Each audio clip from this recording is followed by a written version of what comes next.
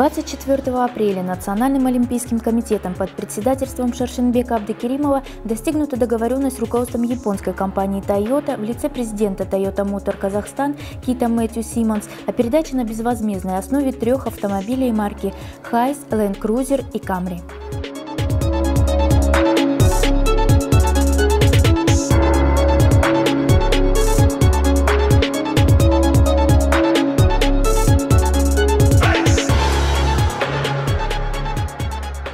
После подписания соглашения о сотрудничестве Национальным олимпийским комитетом Кыргызстана и компанией Toyota автомобили общей стоимостью $160 тысяч перешли в безвозмездное пользование НОК.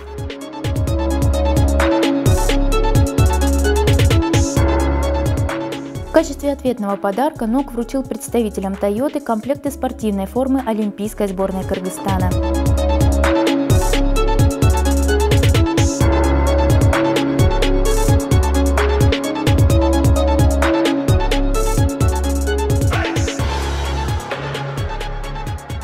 Согласно договору, компания Toyota будет производить замену автомобилей каждые 2 года. Авто будут использоваться для ежедневной организационной деятельности комитета, в целом для поддержки национальной сборной, а также продвижения олимпийского спорта в Кыргызстане.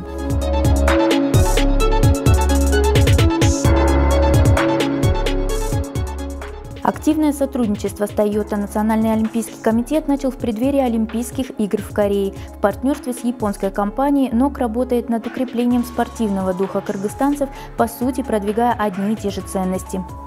У нас в компании Toyota у нас есть, скажем так, основной принцип – стремиться к лучшему, никогда не сдаваться. Движение – это жизнь. То есть мы не автомобильная компания, а компания, которая предоставляет движение. Пока человек движется, в жизни все возможно. Также и олимпийцы, да, они всегда тренируются, совершенствуются, добиваются своих целей, достигают невозможного. Поэтому мы с радостью поддерживаем олимпийцев и паралимпийцев. Компания намерена поддерживать кыргызстанскую сборную на предстоящих Олимпийских играх и соревнованиях международного уровня до 2024 года. Стороны выразили надежду на то, что это партнерство будет только крепнуть, чем поднимет олимпийский дух отечественных спортсменов для покорения ими новых вершин в профессиональном спорте.